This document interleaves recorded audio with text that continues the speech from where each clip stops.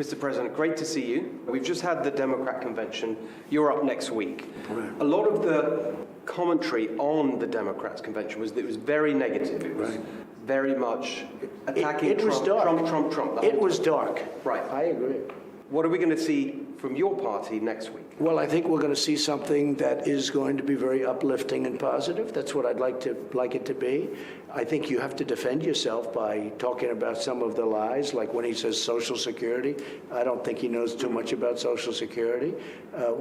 Basically, he said he's not going to give the big tax reduction that we're giving for people, which is a lot of money, and you have to do that. You need some stimulus during this period of time. The economy is roaring back. It's coming back. We're going to be talking about the economy. We're going to be talking about the military, what we've done and where we're going, because we need strong military.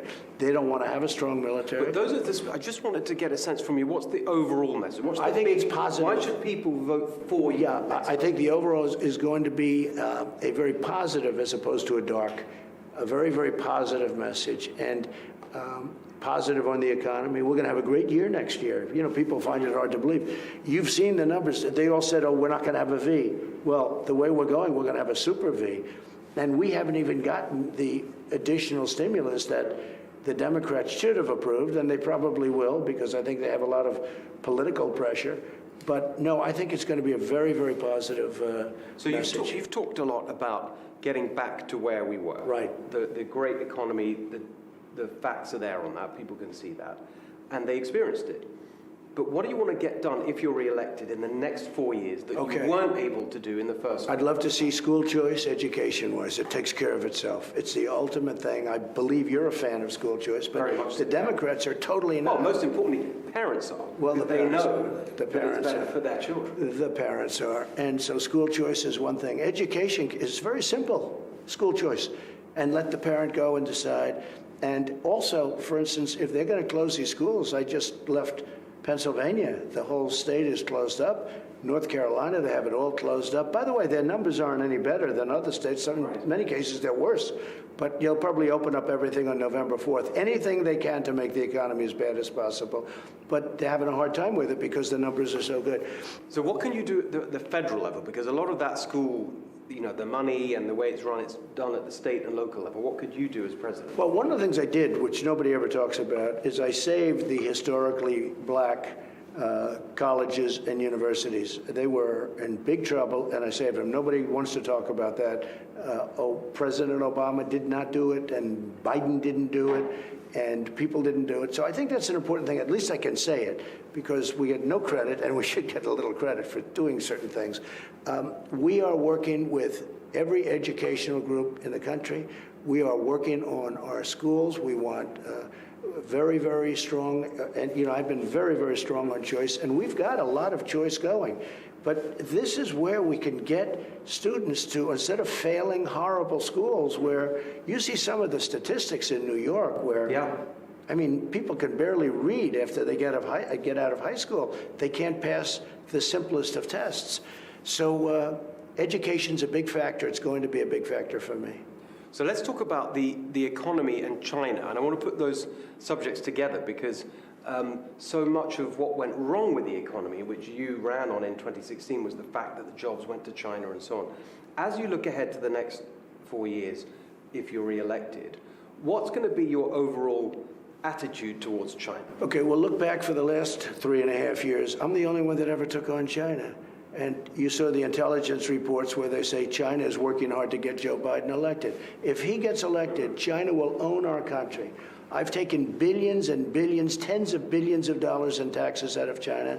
I gave them to our farmers because they targeted wrongly our farmers. They thought that would put pressure on me. They could get whatever they wanted. So they target us, and it's no good. So if you look at what we've done with China, nobody's ever done to China. Are you going to be tougher in the next 4 years with China? A lot of people, I've been one of them, that said, you know, why are we there at all? Why don't we disengage? Why don't we bring... Decouple. Exactly. What do you So, look, I don't want to set the world on fire right now on your wonderful show, which I watch all the time, okay? But I made a great deal with China. You see that. They're buying billions and billions of dollars of, you know, manufactured goods, but also our farmers, more than they've ever done. But with all of that being said, it's no longer the same to me. It's no longer the same. There's been no country that's ripped us off more than China. And by the way, the European Union is no beauty either, okay? They treat us terribly too. But there's been no country that has ripped us off like China for many, many years, for decades, where we'd lose anywhere from $200 billion to $500 billion, with a B, $billion a year. We rebuilt China. I give them all the credit because they were smarter than our presidents and smarter than our representatives. But I've stopped it. They had the worst year they've had in 67 years. This was the worst year. Prior to the plague coming in, they had the worst year, and we had the best. But it sounds like in the future, I mean, your team has shared with me the key policy points of your second-term agenda. There's a lot to talk about there. One of them is about bringing back jobs even more than before, and incentives for American companies. But you're asking an even more interesting question. Would you decouple? Okay, that's what you're really asking. Would you decouple? That's a very interesting question, because so far we've gotten nothing out of China. I was going to ask you that. What do we get out of it? We get nothing. All we do is lose money. Right. I said the easiest money, I said to people, you want to make money, decouple from China, $500 billion. We lose billions, hundreds of billions of dollars. We get nothing from China. Yeah, we get some goods that we could produce ourselves. Okay. Well, that's the point, isn't it? Because, I mean, I've talked about this. There's no country in the world is better placed to move towards self-sufficiency than America. It's true. It's true. But do you like the sound of moving in that direction? Well, I have been doing that. That's why I put tariffs on China. You know, when I put 25% tariffs on China, we got a lot of business back. When I put the 25, that's a lot. A 25% tariff is a lot. When I put the tariffs on China, that's why we got so much of our business back. We took a lot of, we were doing phenomenally. We were doing better than we've ever done with China.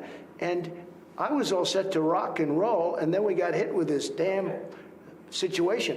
But, you know, you're asking a question, because you're asking two questions. Well, would you be tougher at this or that? But then you're asking a second question. Would you ever just decouple, not do business with China?